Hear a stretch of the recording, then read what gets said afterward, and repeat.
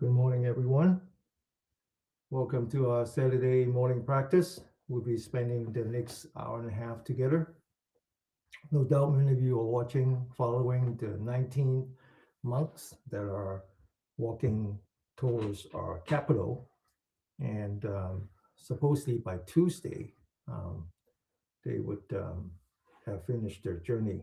Let me just one more time check my, looks like I keep experimenting. Okay, but anyway, and so that would be an interesting day to see what happens when people walk 2,300 miles to bring peace to the capital of peace. But I suppose after Tuesday, many of us would have forgotten, and but some of us won't. Some of us will find the curiosity to figure out what these monks are all about, and some of us, like here, uh, actually are encouraged and affirm about what we do here. So we're going to continue our practice, and today we're going to, at the end, we're going to be doing a practice on breathing. And I talked a lot about the 8 limbs of yoga. The yogic practice is very old, older than Buddhism actually, has to, because the historical Buddha was a yogi before he found his way uh, to his own practice.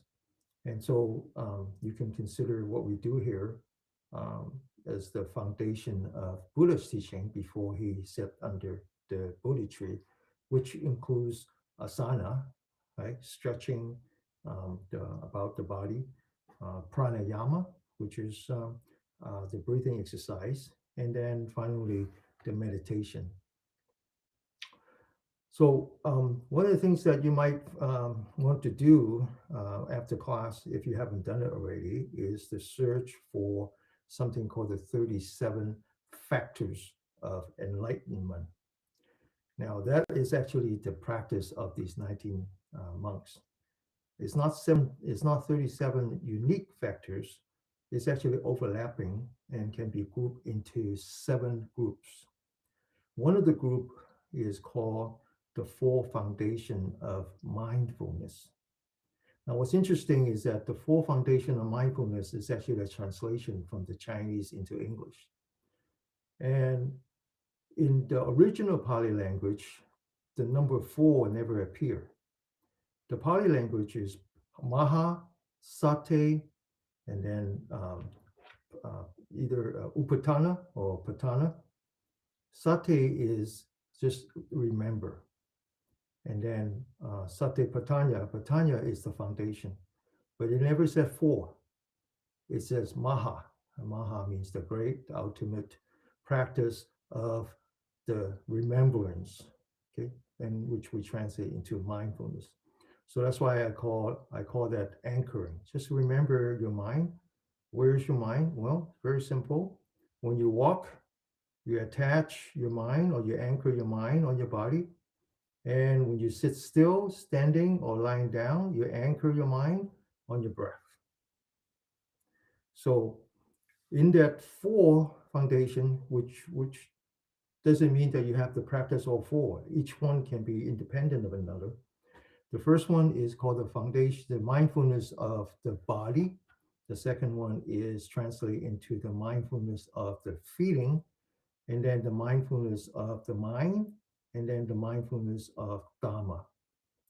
Now, the language, whether it's English or Chinese, is never sufficient to describe the practice. You have to kind of practice and experience it to know what it's about. So when they say mindfulness of the body, it doesn't actually means the body. It means the existence of the body. Now, the existence of the body is in a breath. So actually, when we say the mindfulness of the body is actually the mindfulness of the breath. Now, when they say mindfulness of the feeling, it doesn't actually means feeling, because the English language, especially in English language, the word feeling is attached to how you feel about something. It actually has a, a judgment attached to it. So it's probably more accurate to say it's the mindfulness of the sensation of your body, or perhaps at some point, the sensation of your thinking mind. The reason why it's important to separate sensation from feeling is that we sense it, we might use the word we feel it, but we don't judge it. Okay? We accept it, we feel it, we accept it, and then we have to learn to let it go. So we're going to start today's practice by focusing on what we call the mindfulness of the sensation. Now, the monk, the head monk, Venerable Panya Kara, and I explained Maya Panya. Panya is wisdom, and Kara is the one who practiced compassion, right? So that is truly a Shambhala warrior. That his weapon on one hand is his compassion, and then on the other hand is his wisdom. And when they talk about practice, they're focusing on the breath. But when you see them, they're actually practicing on the body, on the sensation. Because when they walk, he talks a great deal about when he walked. So the student asked him, he says, well, don't you feel pain? We said, oh yeah, we walk on a barefoot, we step on glass, we step on nail, we step on rock. It is very painful, but that is our practice. We don't do it because we want to sacrifice. We do it because it's our practice. And every time we step, right, the suffering is only 10%. But if we don't learn to accept it and let go of the physical suffering, then the remaining 90% is in your mind. And that's the practice. So let's do that using something simple. We don't even have to walk on nails. We're just going to use the body to feel the pain in the body. We're going to have to use that to confront anything that's unpleasant. After we confront it, feel it, we're going to learn to accept it and then let it go. All right. Now that's assuming that there's nothing you can do, right, to manage that pain. It's already there. So you just have to accept it. But when you can manage it, then you want to manage it. So Buddha's teaching is not passive. It is not passive at all. All right. So before we do that, let's just come back to our posture. I want you to focus on the lower part of your spine. I want you to move up the spine, and as you move up, understanding that your spine consists of, if I remember correctly, 23 different joints. So I want you to imagine moving up the spine, stretching your spine, going from one joint to another, increasing the gap between the joints as you move up. Stretch your spine as hard as you can towards the top of your head. And then I want you to lift up your shoulder all the way up as if you're bringing your shoulder to your ears. Now I want you to lean back the upper torso, and as you lean, I want you to open the shoulder as if you're squeezing a tennis ball in the back, and lean back, and then relax your shoulder, relax your spine. Now I want you to focus on the center of your palm. I want you to bring up your hand, mind, body together, all the way up to the shoulder level. Now I want you to focus on your wrist. I want you to turn your wrist very slowly, one turn at a time, one turn at a time. Now know that as you turn your wrist, there's a beginning and an end. And in the beginning, I want you to examine your mind. Ask if your mind is on your wrist or is it somewhere else. And if it's somewhere else, bring it back. Once you bring it back, I want you to just feel your wrist. See if there's any change in your wrist, any change in your body, any heat that you generate, any sweat that you might feel, any numbness, any pain. And then when you get to the end, I want you to say to yourself, now it's time to do another one. And if your mind wants to be somewhere else, bring it back. One turn at a time, one turn at a time. Now we're going to turn the other way. Again, This is mindfulness. Right now, we're moving, so therefore, we're anchoring a mind on the body. And once you anchor your mind on your body, you focus on your body, you examine the change in your body. And these changes could be pleasant or unpleasant. Now I want you to lower your hand. I want you to bring your mind back to the center of your palm, bring it back down. Once again, we're going to stretch our spine, lift up a shoulder, lean back, open a shoulder, and then relax. We're going from the wrist to the elbow. Again, bring your mind back to the center of your palm, bring it up, all the way up. Now I want you to rotate your elbow, and once again, know that there is a beginning and an end. In the beginning, I want you to examine your mind. Bring your mind back into your elbow, anchor your mind on your elbow, and as you turn from the beginning to the end, I want you to examine the change in your body. Focus your mind on your elbow, one turn at a time. Now we're going to go the other way, one turn at a time, one turn at a time. Again, a beginning and an end, a beginning and an end. And then now I want you to bring it down. Once again, stretch your spine, lift up your shoulder, lean back, open your shoulder, relax. We're going from the wrist to the elbow to now to the shoulder. I want you to focus on your palm again. Bring up your hand. This time I want you to cross your hand. Bring it in front of you. Bring it on top of you. And I want you to point your fingers to the ceiling, and I want you to stretch your upper torso, stretch your spine as hard as you can. Now I want you to, before you come down, I want you to focus on the center of your palm. Turn your hand outward, pointing the center of your palm outside, and then feel the pain on your shoulder. Back again. Follow your hand all the way up, and then stretch. Now bring it back down. This time you know there's pain, so I want you to confront that pain, feel it, and then let it go by focusing back on your palm again. Don't follow the pain. Don't follow the pain. Just stretch and then open. Feel the pain. Let go of the pain. Come back to the center of your palm, all the way up. Stretch. Bring it back down. Feel the pain. Let go of the pain. Come back to the center of your palm one more time. Stretch. Open. Feel it. And then let it go. Now we're going to turn the other way. Open your hand. Stretch. And then bring it back down. Open. Stretch. And then bring it back down. Open. Stretch. And then bring it back down. Open. Stretch. And then bring it back down. Now we're going to go from front to back. So you know there's pain, right? And so now you need to learn a number of things. One is that when you know there's pain, don't run away from it. Confront it, right?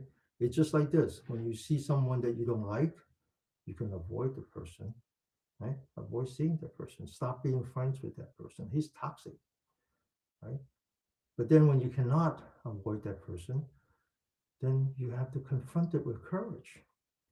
Confront it, feel it. It's very painful. I don't like it. Well, since you couldn't do anything about it and the person is already gone, the pain is now resting in your mind. You're just going to have to accept it and then let it go. And you let it go by maintaining mindfulness. Anchor your mind on your body, anchor mind on your breath. Don't let that negative energy affect you, right?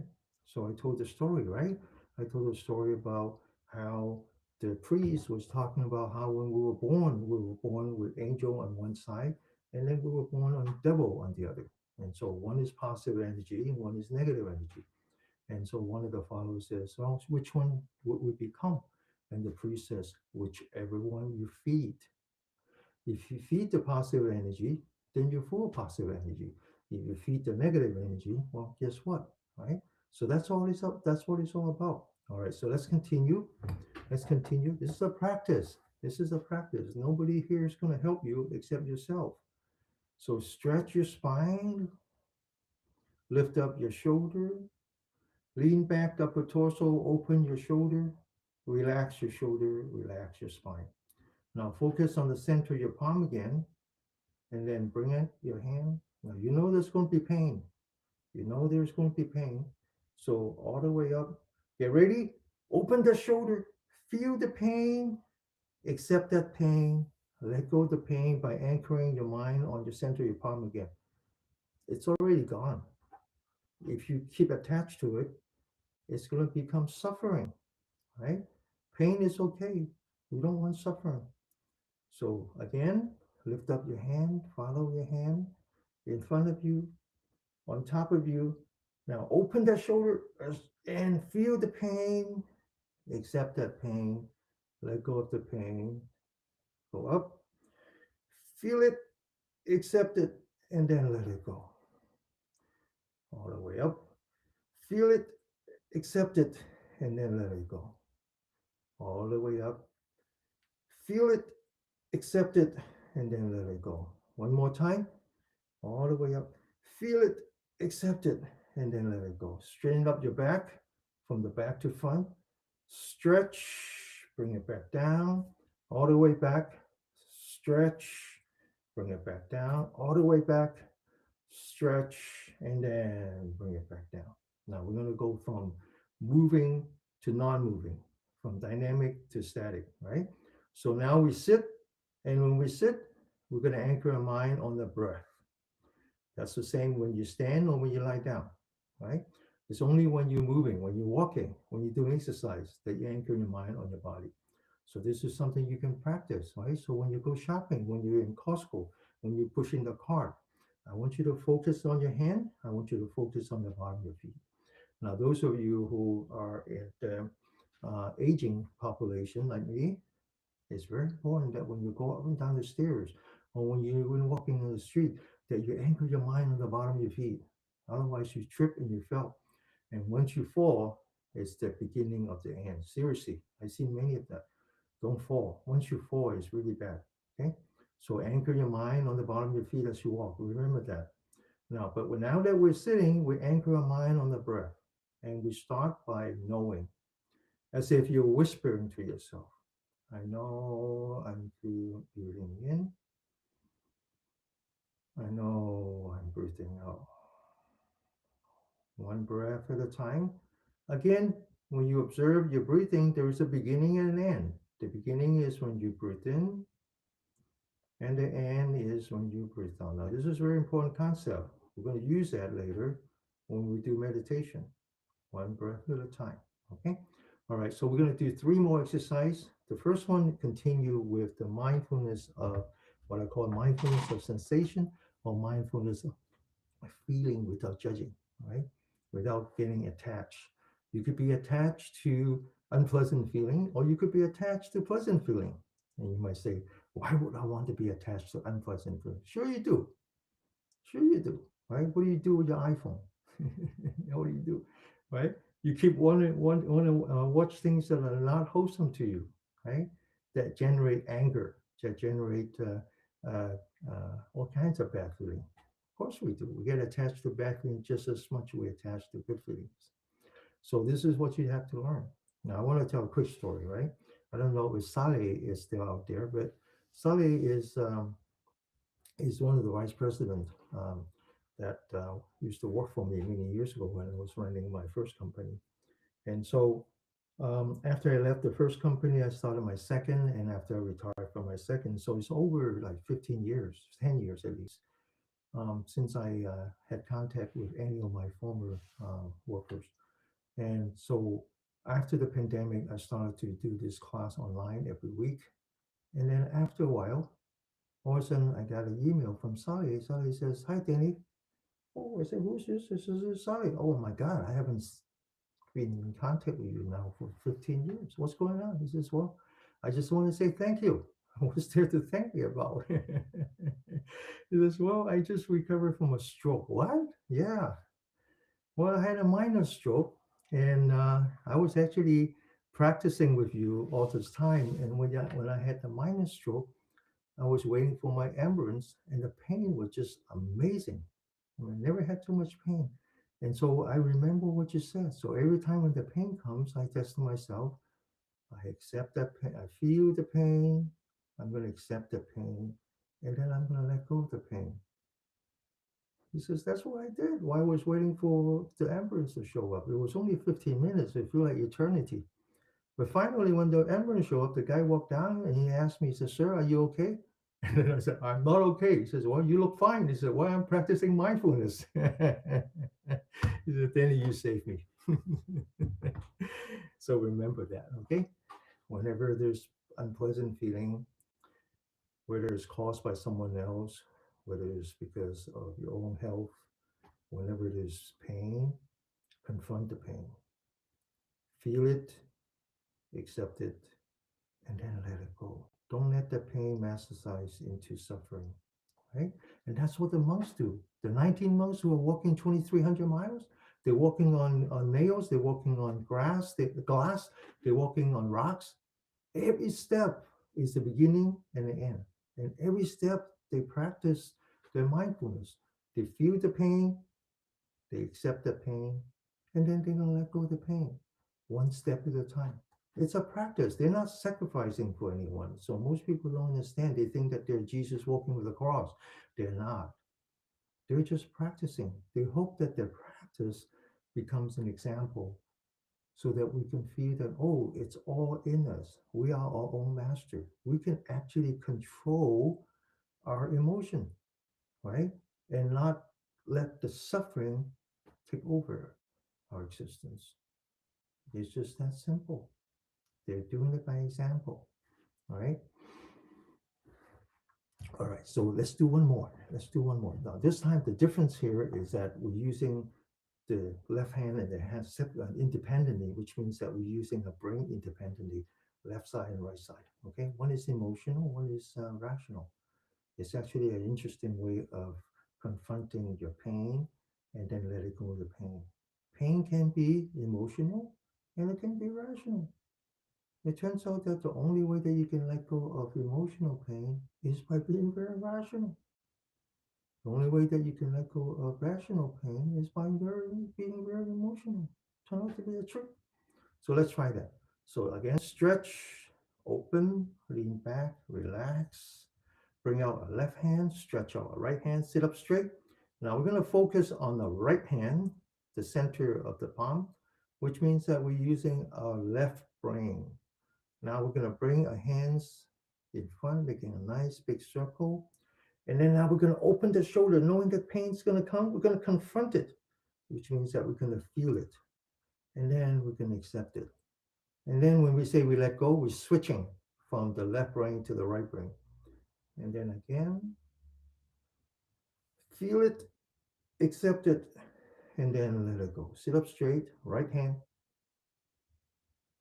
feel it, accept it, and then let it go.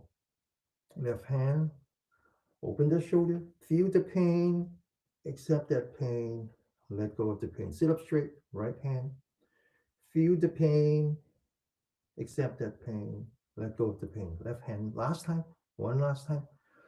Feel the pain, accept that pain, and then let go of the pain. Back to the breath, whisper to yourself, I know I'm breathing in. I know I'm breathing out. One breath at a time.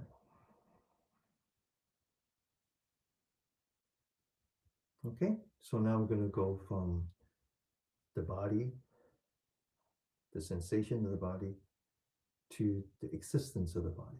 So in the two foundations, one is called the mindfulness of the body, which is really the existence of the body. And then the mindfulness of the feeling, which is really, at least half of it is the physical feeling, physical sensation, right? All right, so now what is the existence of our body? Well, that's life itself. That's our life cycle.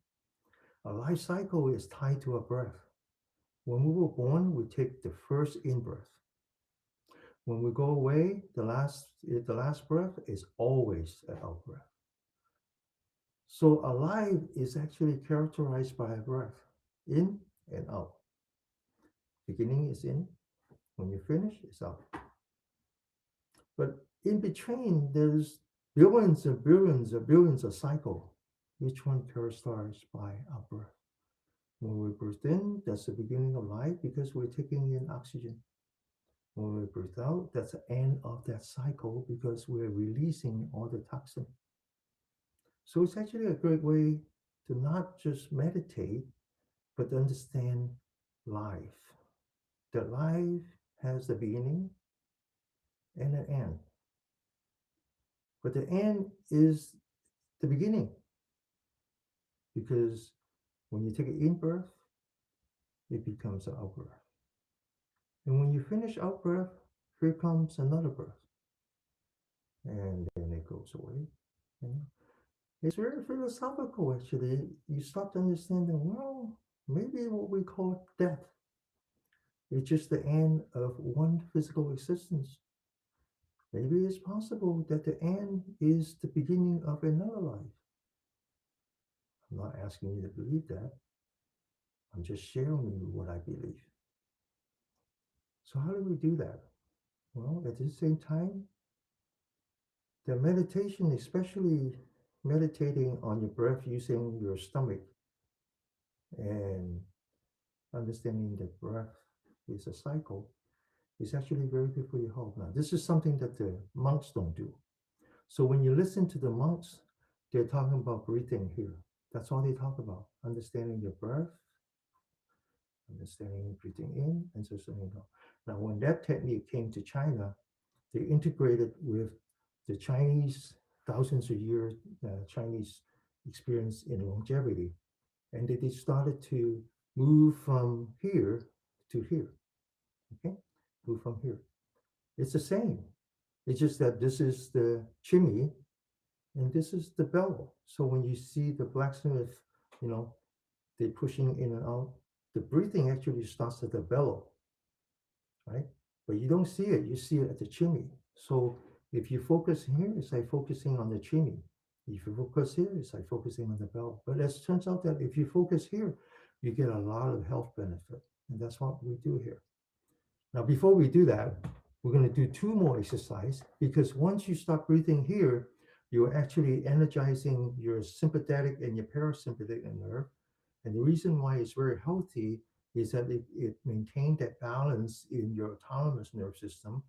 And when you breathe in, is what we call yang, is energetic. It's as if it's like our ancestors living in a cave, right? They're now outside the cave, so they're under the sun, which means danger. We call that fight or flight. And the body creates stress hormone to reduce inflammation. And then when they return back to the cave, the comfort of the cave, that's when they restore the balance. And so when we breathe out, it's actually eliminate all the stress hormone, creating that balance.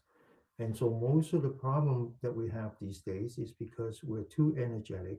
We don't know how to come back to the rest and digest. Okay?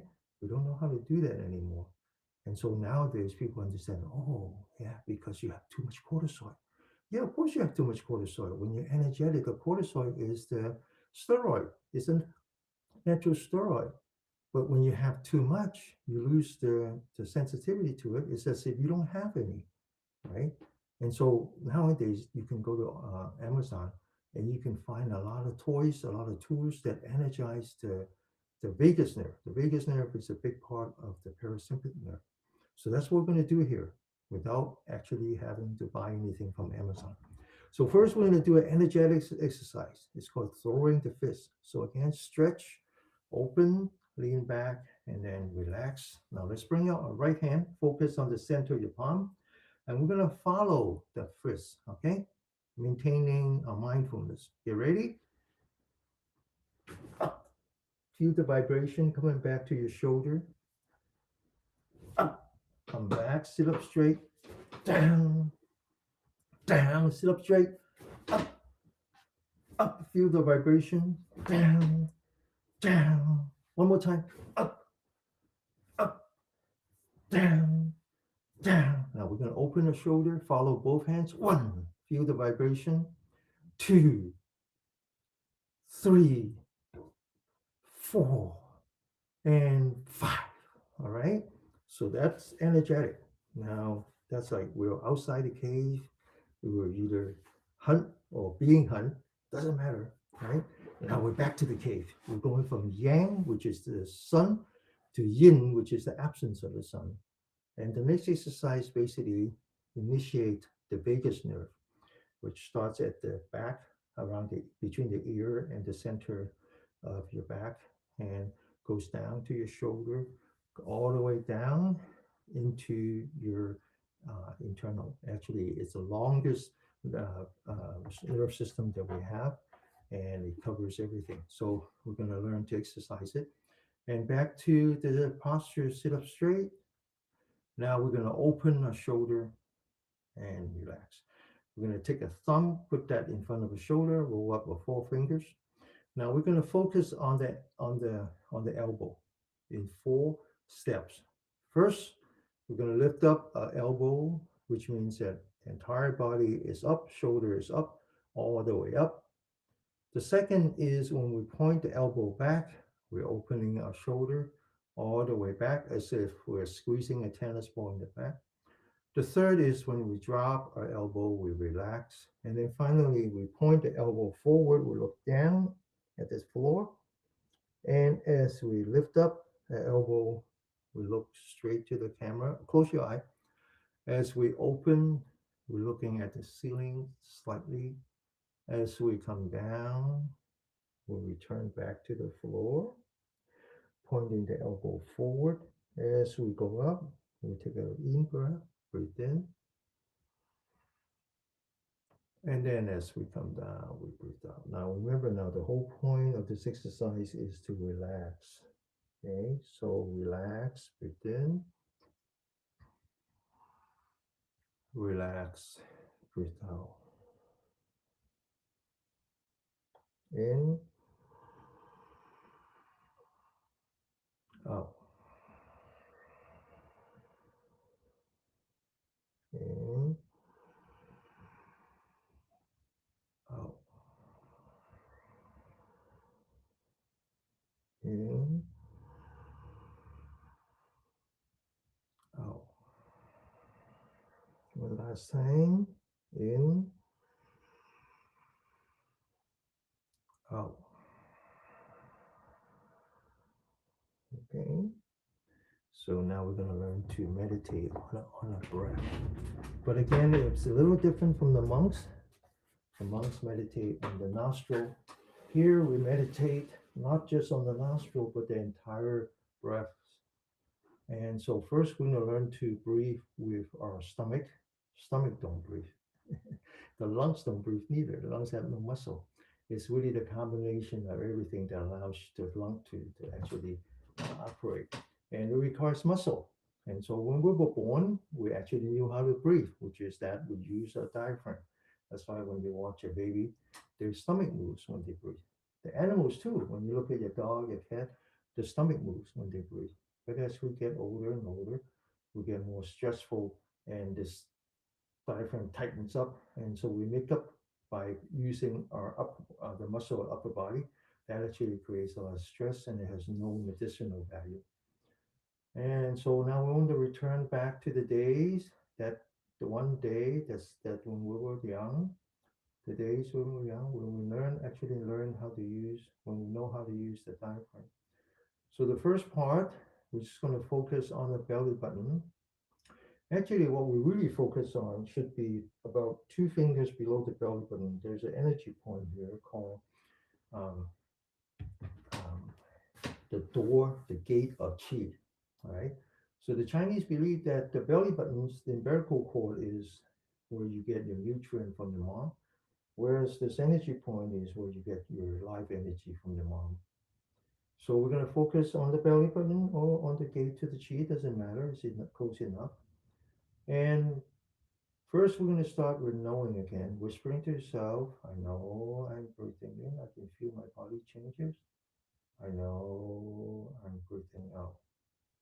Now, what I want you to do is I want to anchor your mind either on the belly button or on the gate of chi.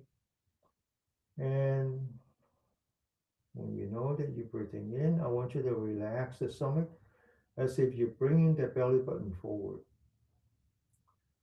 And when you know that you're breathing out, I want you to tuck in your stomach as if you're bringing your belly button back, one breath at a time. When you breathe in, relax the stomach, taking the belly button forward, and you breathe out, bringing the belly button back. Now it's very difficult, right? That's okay. That's okay. We'll get better. And especially after we do our breathing exercise, it will get much better. But at least for now, let's just practice, shall we? And let's just spend about 5 minutes practicing on what's called the abdominal breathing or breathing with the diaphragm. Focusing on your belly button, breathe in, relax the stomach, and then breathe out, tuck in the stomach, one breath at a time.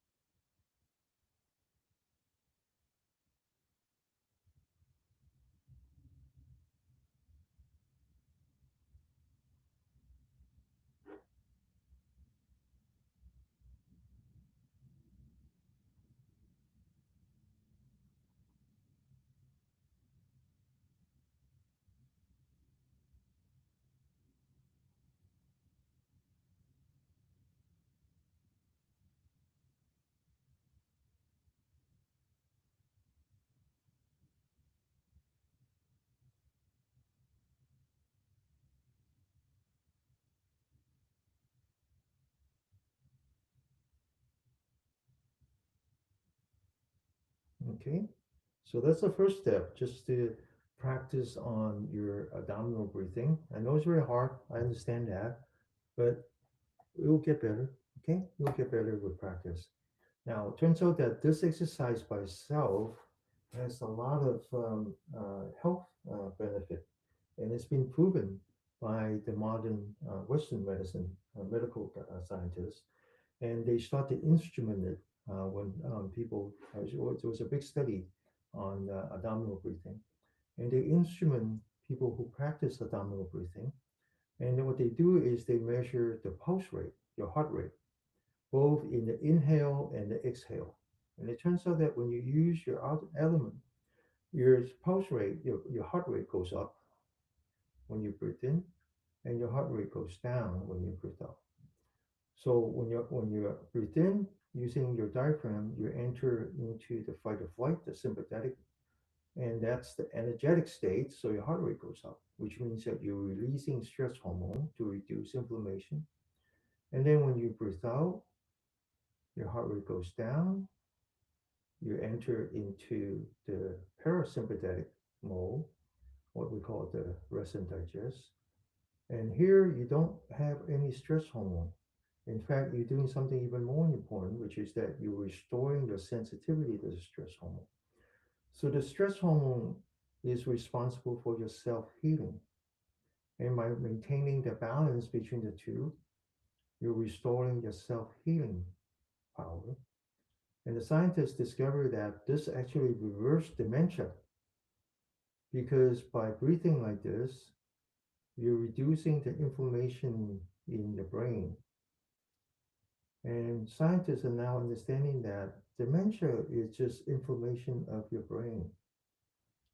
And that's why practicing Qigong is so important to maintain our health, understanding that our body is just not a collection of components, but rather a complete system, a complete energy system.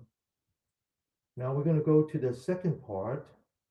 We'll recycle what we call qi. And in this case, it's just static electricity that we generate in our intestine. Because as we breathe with a diaphragm, it's massaging our small intestines, creating static electricity. And now we're going to cycle that through our two main vessels. The one in the back is our spine, and then coming back down. Before we do that, let's just come back to a posture. And now we have to be a little bit more meticulous about how we sit. It divides the body into seven parts. The first are the legs.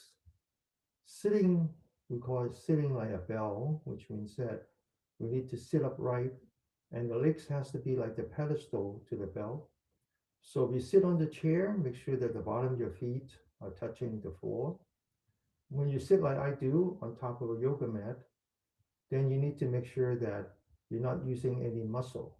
So you need to put some blankets and pillows under your thigh to support your legs. Next thing you need to do is you come to your hands. You need to relax your fingers, relax your wrists. And if you're accustomed to doing any hand gestures, maybe for now, just let go of the hand gestures and just relax your hand, rest your hand on your knee, on your thigh, on your calf. Just don't lift it up. Don't use any of your fingers. Okay? You have lots of time to practice the mudra, not right now. And if you need to use mudra, you can just put them together and rest it. Okay, don't lift it up, rest it. And just relax.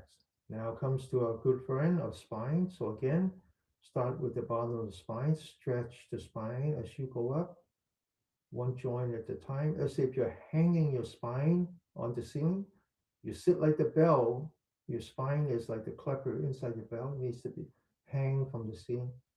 And then you lean back and relax. Now take your shoulder, open your shoulder, and then relax. Now you lean back your forehead so the ears on top of your shoulder, and then you tuck in your chin. Relax your eyelid, just like the baby. They don't shut the eye, they just relax the eyelid. And you can actually see in between your eyelashes. You can see some light. Perhaps you can even see your floor, your knee. It doesn't matter. Just relax. And finally, you need to take the tip of your tongue and put it behind where the bottom of your nose and the top of your lips are, which is behind the teeth, where the teeth meets the roof of your mouth. Now, this does three things. One is that it turns on your saliva gland, which means that you are in rest and digest. It also makes sure that your saliva flows into your stomach and not into your lungs, so you don't choke on it. And if finally it completes the electrical path. Now I want you to focus on the bottom of your spine. Actually, more accurately, remember what I said about the belly button and then about the energy point that are about 2 fingers below, called the gate or the door to the chi. Well, right behind that, is another energy point called the door to of life. I want you to start there, just at the bottom of your spine. When you feel that you're breathing in, I want you to move up the spine, stretch the spine slightly until you get to the top of the head. And then when you breathe out, I want you to come from the top of your head to your forehead, to your nose, to your tongue, come back towards the belly button, lean back and relax. It is just that simple. Cycling the chi from your belly button, from your abdomen, up the spine to the top of the head, and then down through your tongue all the way back down. As you go up, you stretch. As you come down, you lean back and relax. Let's do that for 3 minutes, 5 minutes. Now, this one actually works on the other diaphragm, not the one below your lung, but the one that separates your left brain from the right brain. This is very important. Dementia comes from inflammation. It's the inflammation of that particular diaphragm, or more accurately, connective tissue separating your left brain from your right brain. So more and more understanding about dementia. It didn't start with loss of memory. It started with change of personality, and it started with losing balance. It's just this left brain and the right brain, and the separation between them.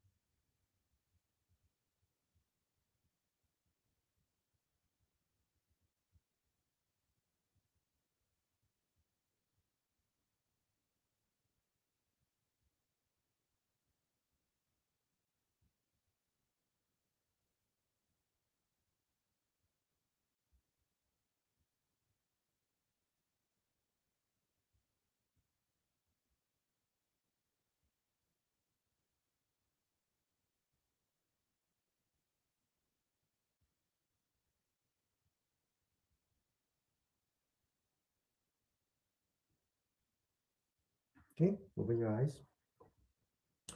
So I talk about this Sunday in person session.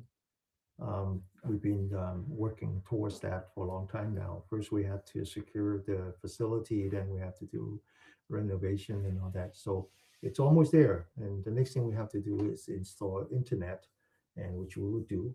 And but as it turns out, it runs into my holiday. I need to be away again for 2 weeks. And so the first day that we can actually start would be on the 22nd of March, and then the week after that, on the 29th of March, we're actually going to have a half day retreat. And I'm going to try my best to broadcast everything so you can be part of that. Now, this is a partnership, an informal partnership anyway for now, between what I do and what my friends do in a program called Prison Yoga.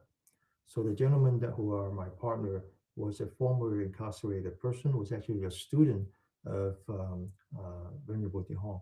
Now, what you have to know is that most of the students of Venerable Hong are have committed murder, and these are the residents, and so um, they are there for a long time, and so they tend to gravitate towards meditation. Some of them, very small percentage. And so this gentleman you get to know. Now it turns out that the program that he learned yoga, right, when he was in prison. He's a certified yoga teacher, and so we're gonna basically um, expand our practice a little bit by basically including everything into what I call the 8 limbs of yoga, with understanding that the 8 limbs of yoga is actually the foundation of the Buddha practice, right? Remember, I said it many times that the historical yoga, Buddha, before he was enlightened, he was a yogi. So he knew everything there is to know about the 8 limbs of yoga. And so we were going to be practicing asana, and when Tim takes over the, that week, he's going to do the yoga practice, right? Would be kind of nice. But he's going to do some breath work and also some meditation. And then when I take over the week following, whatever, we alternate, then I'm going to call this Qigong meditation. Just to say, it's a little bit different. The heritage is the same, but it's a little bit different. And then we'll use that as foundation, and then we go from that to what I mentioned, which is the Satipatthana, which is the mindfulness meditation. We go to what's called uh, Brahman Vihara, which is the four immeasurables, and we practice loving kindness, compassion, empathy, and equanimity, right? So it'll be a very nice program.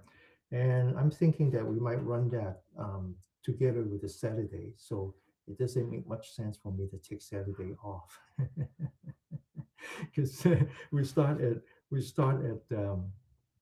so I'm just answering Annette's question. I was thinking about, well, maybe I should take Saturday off because I can switch everything to Sunday. And then I just said, look, what's the point of taking Saturday off? Because I start at 7:30 and finish at 9 o'clock, 9:15, and my family is still sleeping. So they won't miss me if I take, whether I take the Saturday off or not. So most likely we'll continue, but then we will alternate.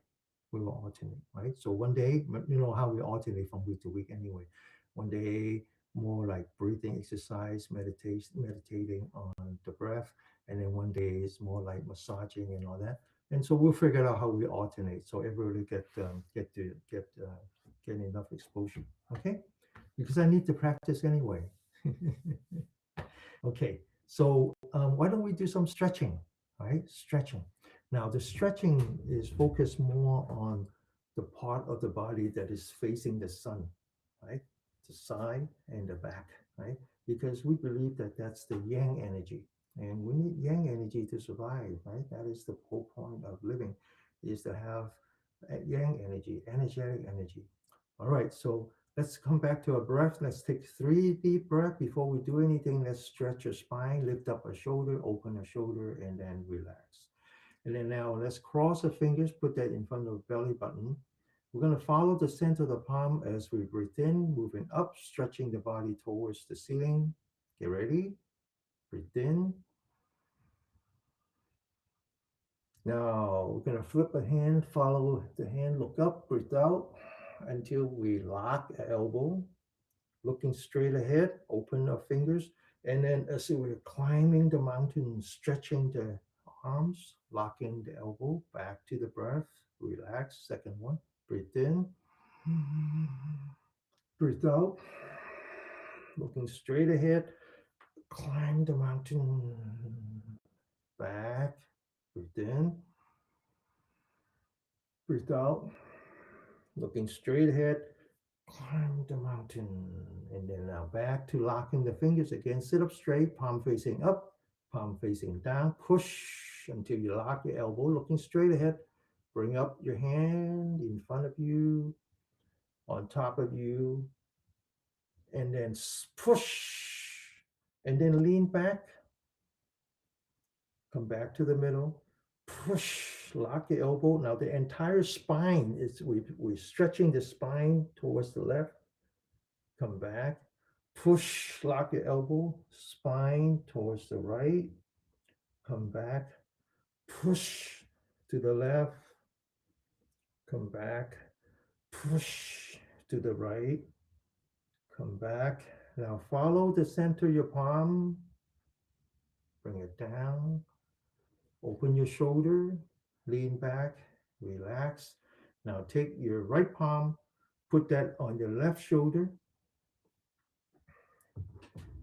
Um, I think the reason that you're not seeing the bottom part of my body is because you need to turn your phone. I didn't even know that before. Someone mentioned that if you just turn your phone to the portrait instead of the landscape, then it will show everything. Okay. Oh, then I don't know what else to help you because everybody's seeing the bottom part. Okay. All right.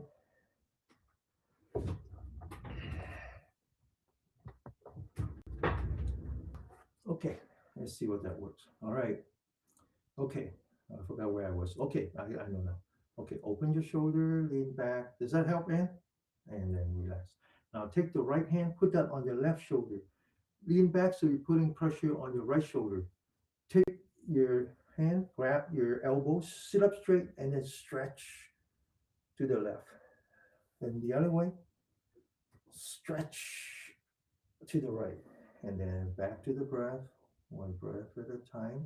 It's very important that you maintain the harmony, okay? Every time you do an energetic exercise, your body creates stress hormone, good thing, reducing inflammation.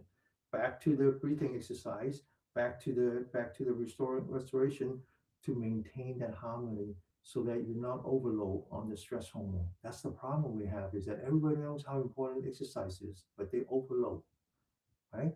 They have too much stress hormone. All right. Did we do the other side? Yeah, we did. Okay, so stretch, lean back, relax. Now take your right hand, your left hand, sorry, palm facing up. Take your right hand, put that between your fingers and your palm, bring that down.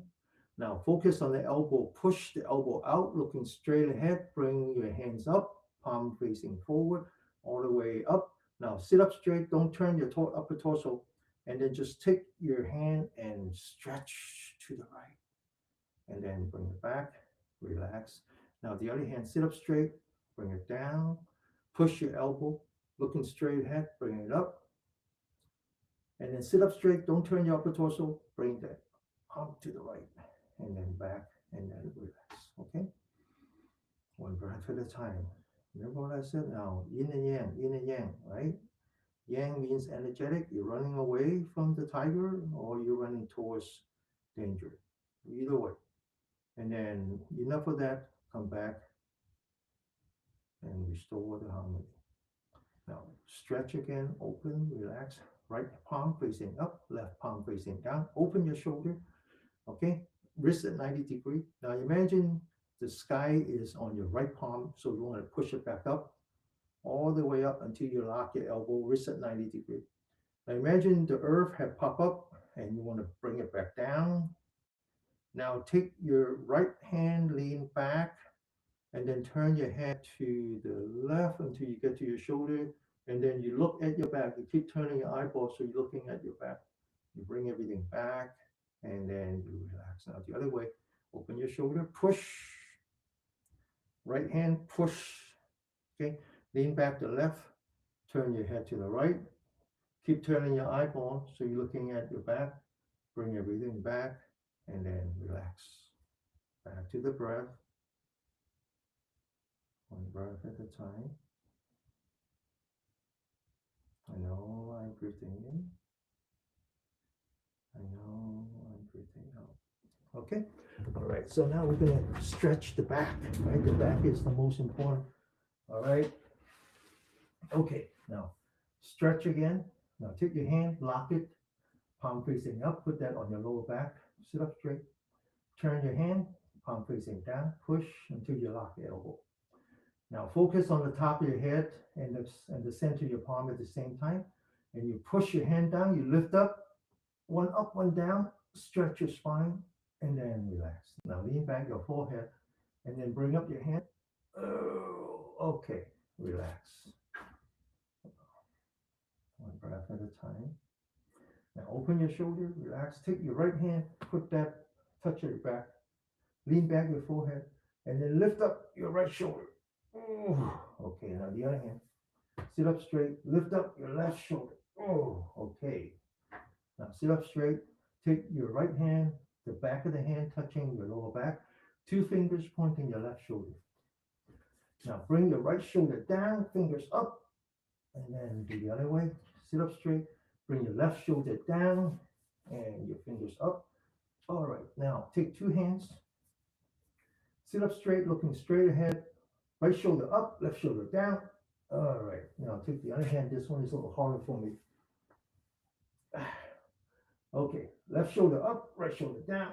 All right, one last one. Back to the breath first.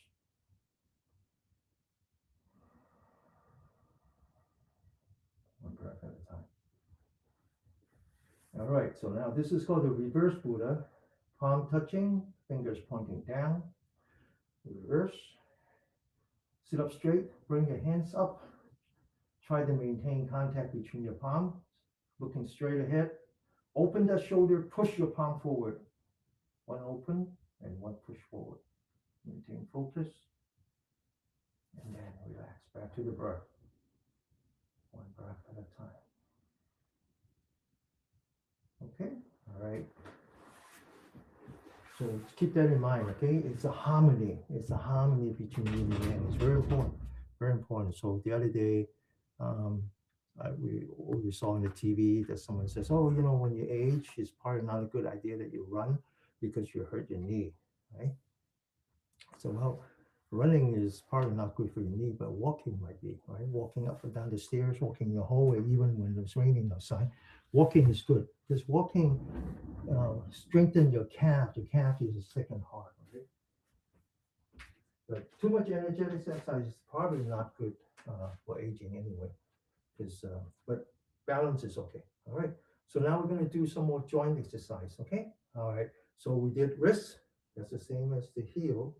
We did elbow, same as the knee, and we did shoulder, same as the hip. All right. So let's do the knee first. One, two, three, four, and five. The other way. One, two, three, four, and five. Okay. All right. Now to the heel. So left foot first. One, two, three, four, and five. The other way. One, two, three, four, and five. Now to the left. One, two, three, four, and five. The other way. One, two, three, four, and five. Now we're going to stand on the toes. So the thing you need to do is look straight ahead, okay? All right? Look straight ahead, relax, and then just stand on your toes without moving your eyes. And then let's come down, impact the heel gently. Make sure you do that on the mat, not on the hard floor, okay? Second time. And then relax. One last time.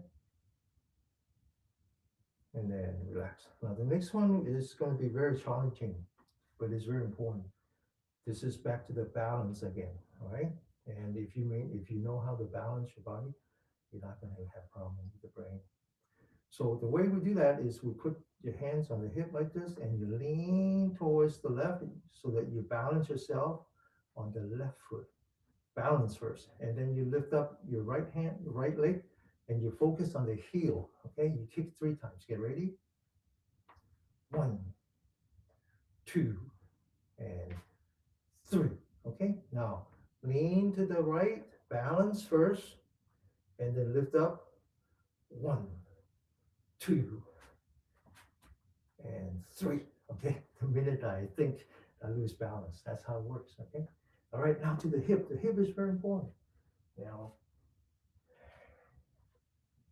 we stand on the right, we take up our palm, we lean to the left, we make a straight line between the heel, the knee, the hip, and the shoulder. We turn until we couldn't turn anymore, and then we move forward. Second time,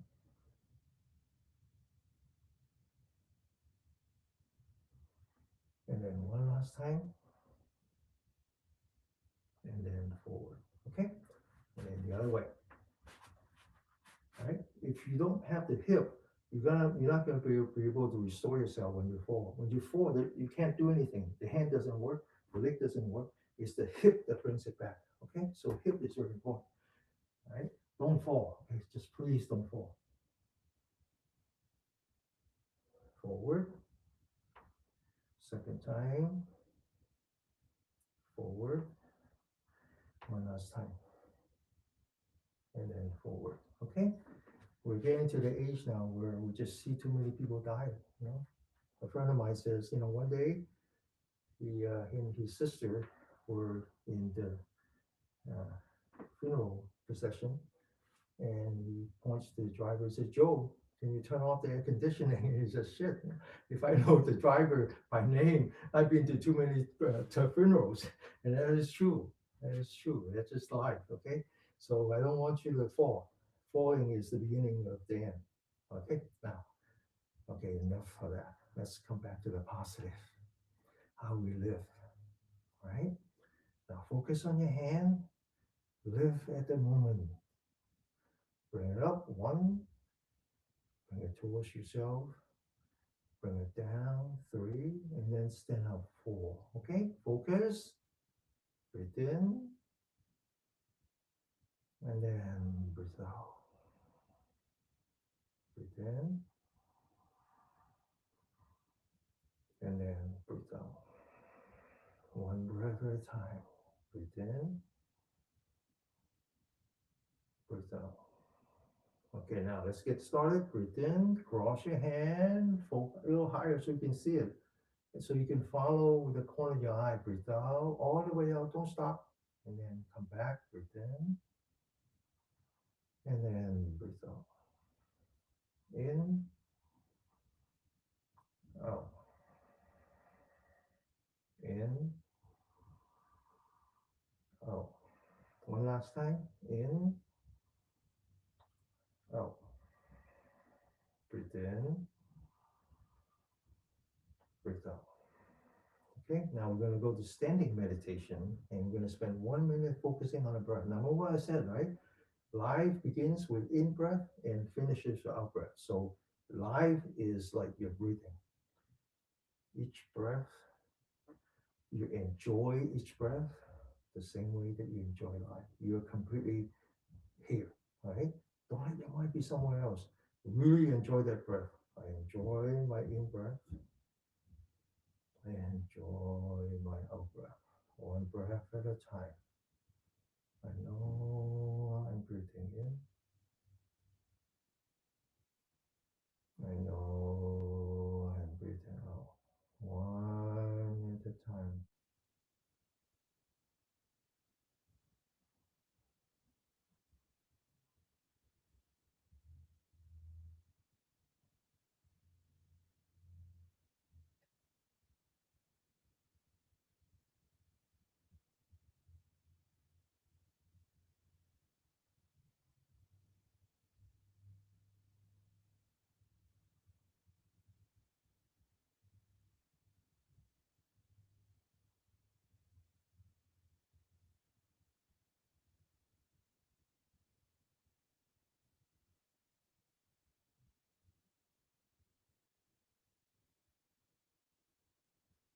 Okay, now to the second one is called the balloon breathing. So right foot forward, lean back, so the toes are pointing up, and you're looking at the ceiling 45 degrees. You bring up your hands high enough so you can see with your corner of your eye.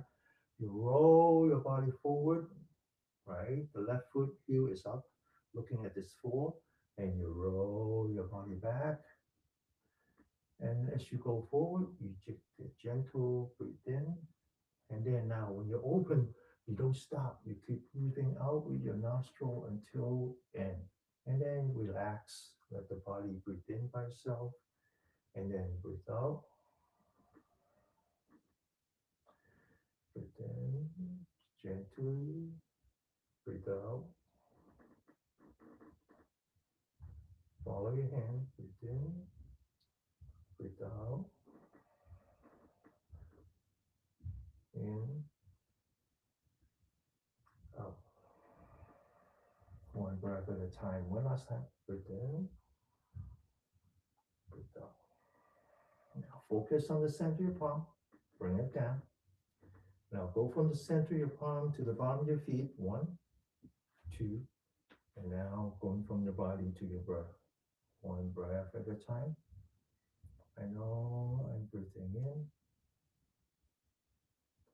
You have to learn to whisper to yourself. Whisper to yourself. Calm yourself down. Focus on the present moment. Enjoy your life. Breathing in. Breathing out. One breath at a time.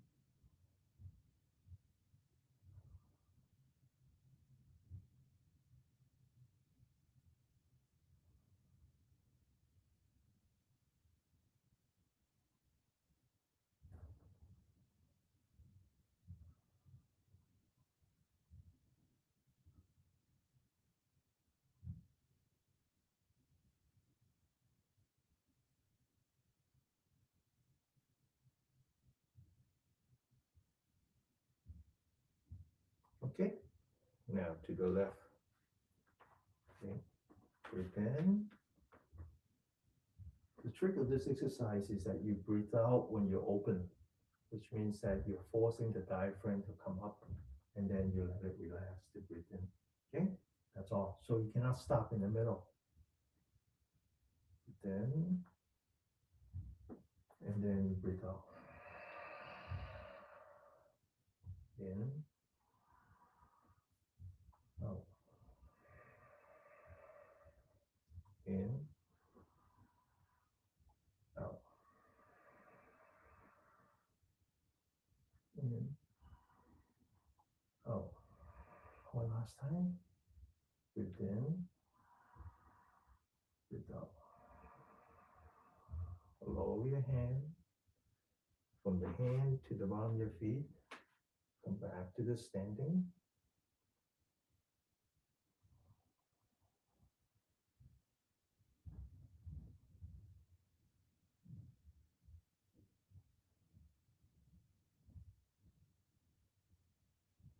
One breath at a time.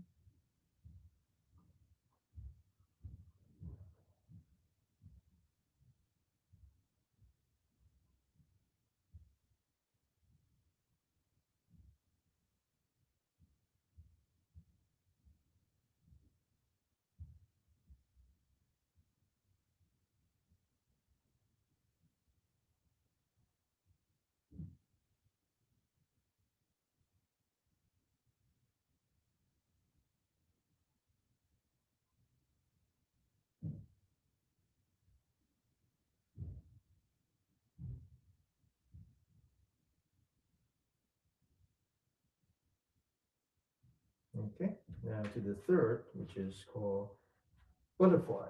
Okay, very challenging. Take out your hand, follow your hand,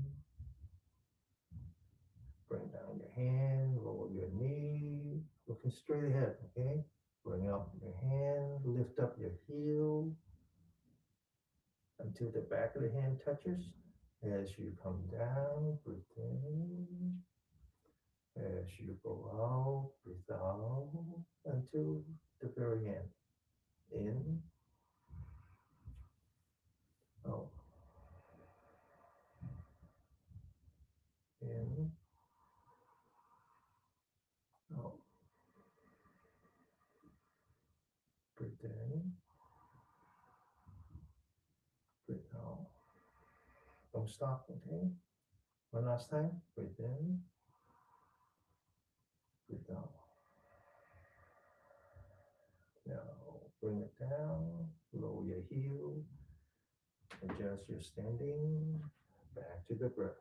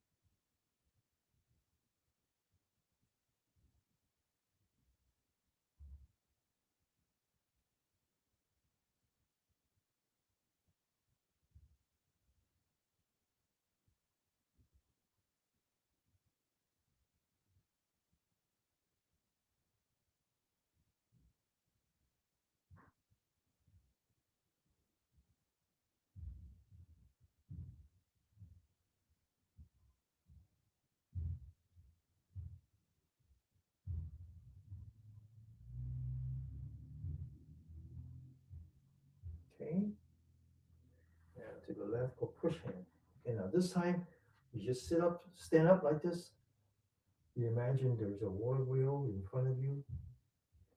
You focus on the palm. You bring up your hand as if you're bringing it in front of the water wheel, on top of the water wheel. You open your shoulder, you lower your hand, you sit down, then you look straight ahead at the center of the water wheel and you push. Get ready? Breathe in, breathe out. In, out. One breath at a time. In, out. Follow the center of your palm. Breathe in, all the way in, all the way out. In,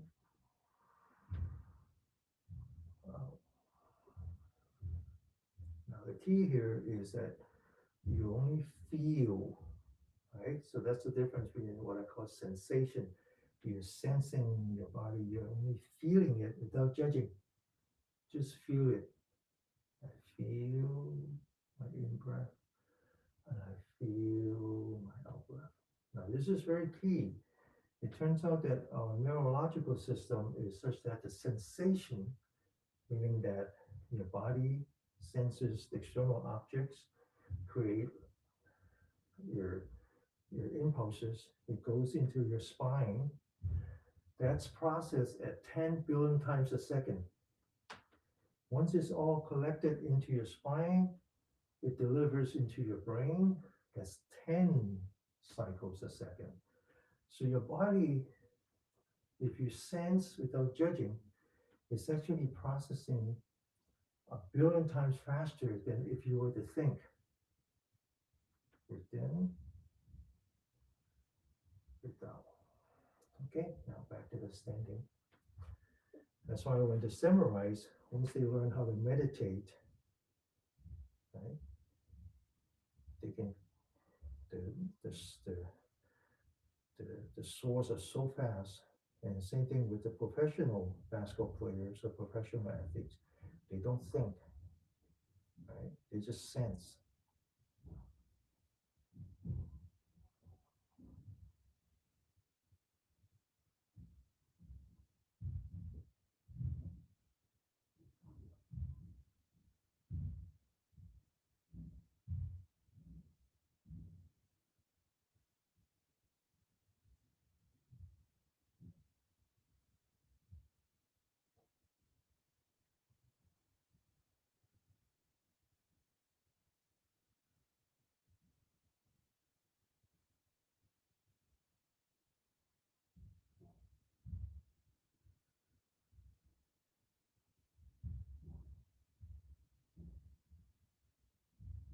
Okay. Right. Left, get ready. in, open your shoulder, bring it all the way down, and then push as if you're pushing from the back, the lower back. Breathe in, breathe out. In, out. I feel I'm breathing in. I feel I'm breathing out. I feel the sensation on my fingers as the air is running through between my fingers. I feel the air coming into my nostril. I feel the energy coming down my spine. In, out. One last time. In, out. Back to the standing. This is the last 1 minute meditation, all right? So see if you can go through all 1 minute uh, without losing the tension.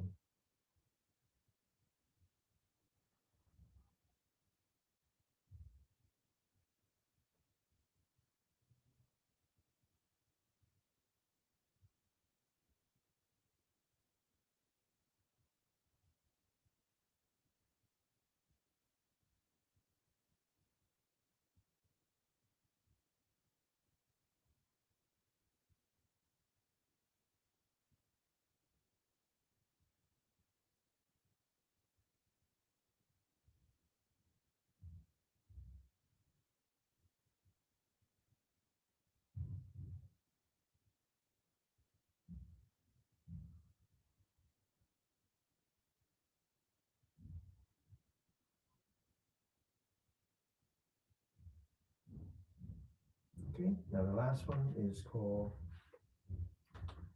just up and down, right? It's basically exercise your adrenal gland. And some of you who are so stressed out that you have what is called adrenal fatigue and lightheadedness because you cannot adjust to the change in gravity. All right, it's very simple. So you're not used to this, put a chair next to you or just skip it all together. All right, get ready, breathe in, breathe out, open your knee all the way down, and then push, and then breathe in again, and then bend, and then ready, second time, breathe out, breathe in, and then relax. Okay, get ready, last time, breathe out, breathe in, and then relax. Okay, now there are a lot of students. I call it my army of Cantonese speaking grandmothers. My mom is not the oldest, she's 89, and they can all do this. It's amazing. Okay, all right. So let's come back to the sitting position. We're going to meditate.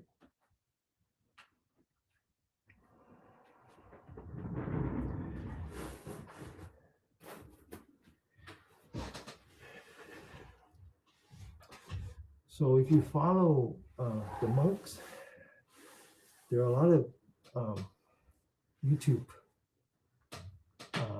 that talks about how some of the Christians are not happy with the monks. Some of the Christians are. The churches are open. They actually have, today I just saw that they have their own peace walk now, which is great. And so there was a discussion between a priest, not he's actually not even a priest, he's someone who takes his religion very seriously. And so he never showed his face and he just keep asking Venerable Venerable Panyakara about his belief, his religion. And so the thing that I want you to know is that these monks, they are real. The practice is real. So what do they practice? What does Venerable Panyakara do when he's confronted with someone who's not in agreement with him? First is gratitude. He says, I'm grateful for the differences. I'm grateful that there's so many different religions that suits individual need. Second is acceptance. I accept your religion. I'm not here to change anyone, right? And so let's practice those two. Those two are the building blocks for what comes later, which is forgiveness, loving kindness, compassion, empathy, and equanimity. And let's not forget equality. So I want you to continue with what we were doing before, breathing in and breathing out. As you breathe in, you go from the lower back to the top of the head, stretch your spine. As you breathe out, you come back towards the belly button and you lean back and relax. As you breathe in, I want you to feel the energy that are rising on top of your spine. As you breathe out, you lean back. I want you to feel the lightness in your body because you're removing the dependence on your back muscle and you're putting the weight on top of your spine. So it's just these two. I want you to feel the energy as you breathe in, rising from the bottom of your spine to the top of your head. I want you to feel the lightness as you lean back and relax. Now I'm going to find common ground. We're different. Of course, we're different. We have different background, we have different skin color, we have different economic situations, we have different education, we have different gender, we have different preferences. We are very different. But it doesn't matter because we all breathe the same oxygen. The oxygen is the source of our life. So when you breathe the energy, when you feel the energy rising, it's because you were able to take an in breath for oxygen. That's what we all have in common. I want you to think about where that oxygen comes from. Oxygen comes from the trees, whether they're in your neighborhood park or in the Amazon. The trees are the factory for your life, the essence of your life. We call ourselves the human being, and we think that we are human. We are human, but we're also beings. We're not the only being. We're not the only occupant of planet Earth. We're sharing planet Earth with other beings. Yet, the other beings are doing their best to provide protection for the forest, to provide support for the ecosystem so that they can continue to create oxygen. So I want you to be grateful for the other beings, for what they do as you rise from the bottom of your spine to the top of your head.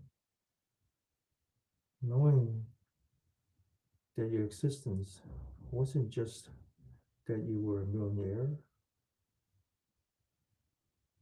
or that you have some savings from your hard work or whatever. Your existence is because the other beings were supporting you.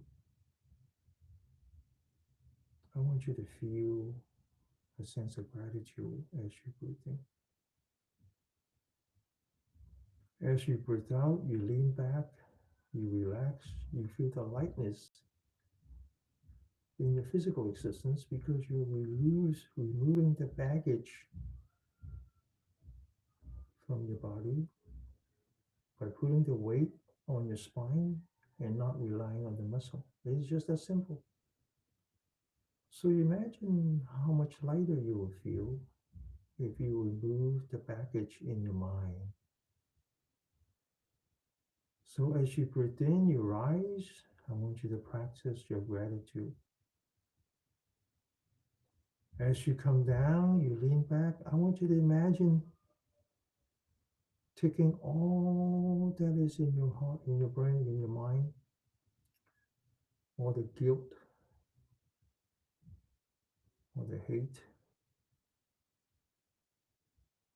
all the anxiety, and imagine that you're washing them.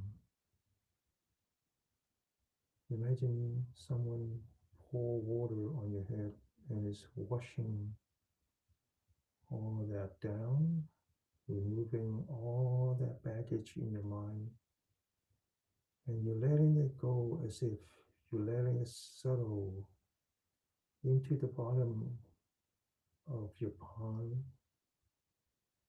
as you bring up, as you come down. And the palm is full of mud in the bottom. I want you to feel your anxiety, feel your jealousy, feel your hurt, and just say to yourself, it's time to let it go. It's time to let go of my baggage. It's time for me to feel light again. And just let it go as if someone is washing it down. And you focus instead on the top of the pond. And you see a lotus flower. The lotus flower is from the mud, but it can escape the mud. I want you to feel that. I want you to be one with the lotus flower and rise towards the light. So every time you take an in breath, I want you to practice gratitude. And in time you take an out breath, I want you to practice acceptance, accepting yourself as who you are, accepting others as who you are, and practice gratitude and practice forgiveness on yourself. Once you have these building blocks, you're ready to go beyond just gratitude and acceptance. You're ready to practice loving kindness. First, loving kindness to yourself. I wish that by letting go of all of the past, that I could be free, that I could be healthy, that I could be happy, that I could be at peace.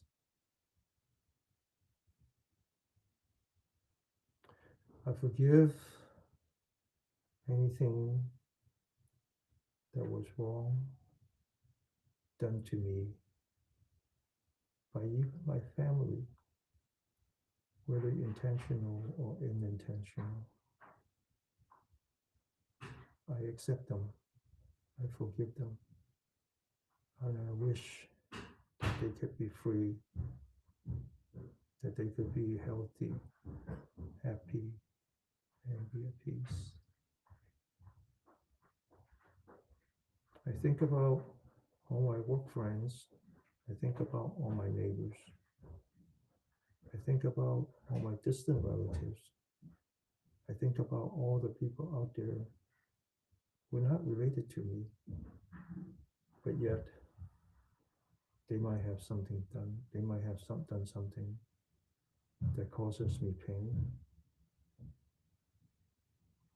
I'm ready to let go of that.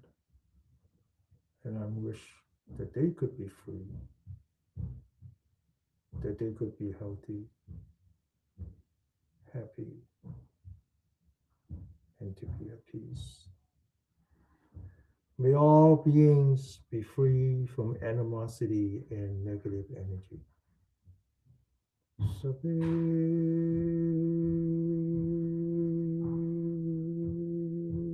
sato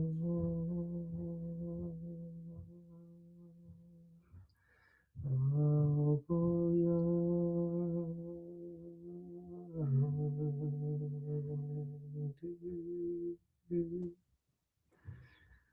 May all beings be free from mental suffering. Sabi sato yang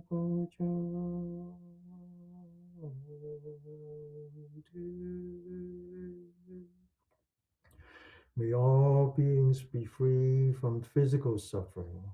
Sabi sato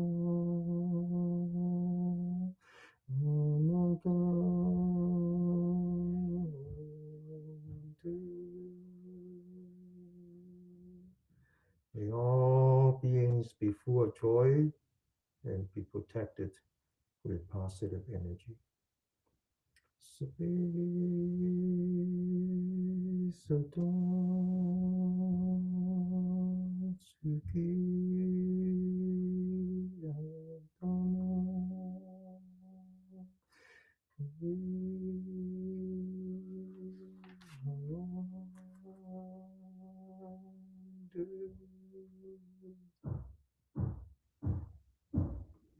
Namo tasso bhagavato arahato sama sambuddhassa.